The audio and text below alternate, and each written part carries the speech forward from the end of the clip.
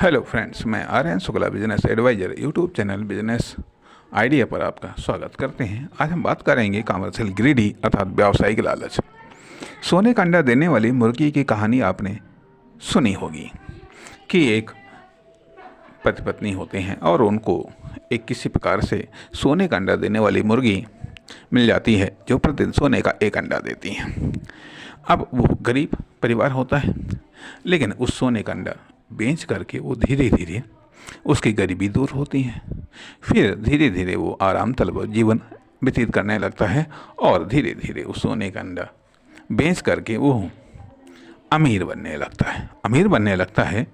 अब वो सोने का अंडा देने वाली मुर्गी प्रतिदिन उसको एक सोने का अंडा देती थी, जिससे उसकी गरीबी दूर हो गई और अब वो अमीरी की तरफ अग्रसर होने लगा। जब अमीरी की तरफ अग्रसर होने लगा तो उसके दिमाग में ये बात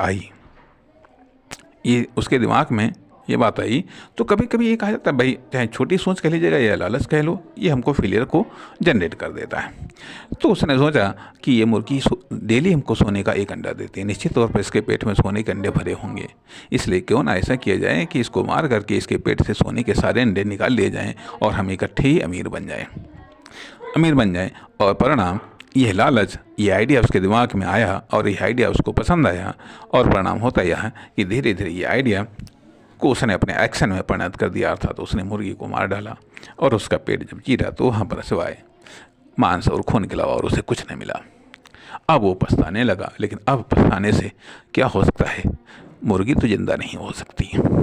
बिल्कुल यही बात बिजनेस में भी लागू होती है। अर्थात बिजनेस भी अपने आप में सोने का अंडा देने वाली मुर्गी ही है। अब सोने का अंडा देने वाली मुर्गी सबको तो नहीं मिल जाती, कोई ही बिरला होगा जिसको सोने का अंडा देने वाली मुर्गी मिलती होगी।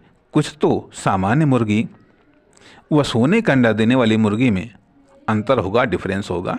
अर्थात कुछ तो डिफरेंस होगा, कुछ तो खास बात होगी सामान्य अंडा देने वाली मुर्गी में और सोने का अंडा देने वाली मुर्गी में। अतः सामान्य बिजनेस और सोने का अंडा देने के समान इकोनॉमिक सक्सेस देने वाले बिजनेस में कुछ तो अंतर होगा, कुछ तो खास बात होगी, कुछ तो डिफरेंस होगा।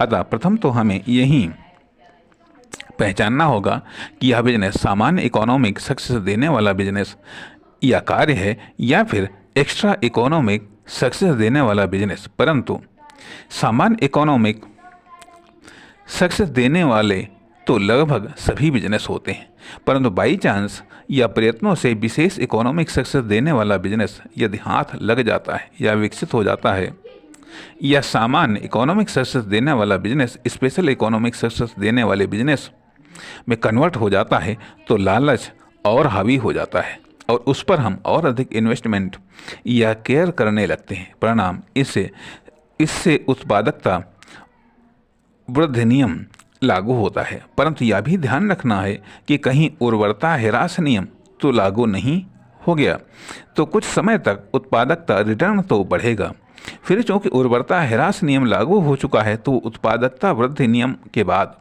उत्पादकता ह्रास नियम लागू हो जाएगा।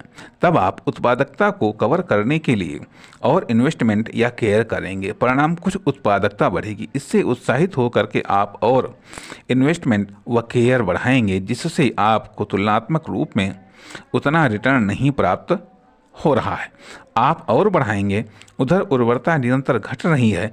अब आपके द्वारा इन्वेस्टमेंट केयर बढ़ाने पर भी उत्पादकता नहीं बढ़ रही है, क्योंकि उर्वरता घटते घटते बंजर होने की तरफ अग्रसर हो गई है। परिणाम अब आपकी समझ में नहीं आता है कि कैसे अच्छे खासे बिजनेस को हमने अपने ही हाथों बर्बाद कर दिया, जो परमानेंट सोर्स ऑफ इनकम बन सकता था, पर आपके लालच ने उसे धीरे धीरे करके बर्बाद कर दिया है। अतः कॉमर्शियल लालच से सावधान रहना है।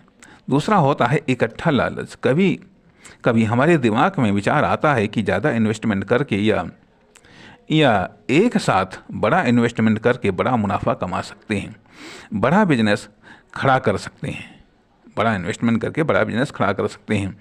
ऊपर से जितना वजन ले करके कूदोगे उतनी जल्दी गिरोगे और उतनी ही ज़्यादा टूट फूट की संभावना होती है, या पानी में उतनी ही जल्दी डूबोगे। यदि आपको उड़ना नहीं आता या आपके पास पैराशूट नहीं है या आपको तैरना नहीं आता है या आपको सतह पर रहना नहीं आता है तो आप बड़े प्रयत्नों से, बड़े इन्वेस्ट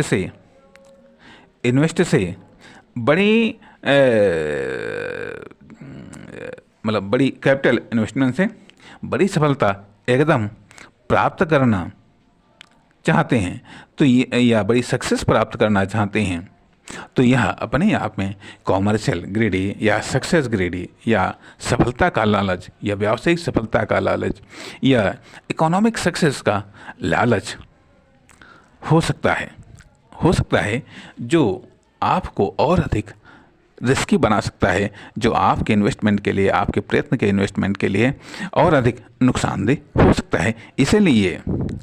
इसीलिए लालच और प्रयत्न में अंतर को समझना चाहिए। कहने का अर्थ यह बनता है कि यह एक सही बात हो सकता है कि बिना फल के लालच में कोई भी प्रयत्न नहीं किया जाता है, लेकिन अगर फल के लालच में हम प्रयत्न करते हैं तो फल की दिशा में प्रयत्न किए जा सकते हैं। अर्थात ये प्रयत्न ही किसी हद तक निश्चित कर देता है कि आखिरकार मान लिया हम पहुँचेंगे कहाँ या हमको मिलेगा कहाँ। अर्थात रास्ता जरूर ये तय करता है कि एक रास्ता हो सकता है अनेकों रास्तों को जोड़ता हो।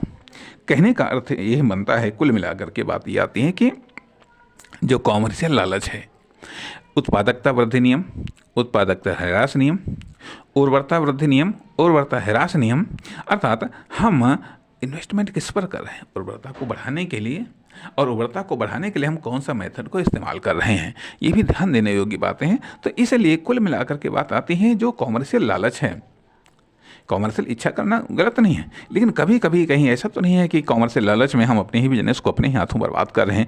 इसलिए इस संबंध में सावधान रहना है। धन्यवाद, नमस्कार।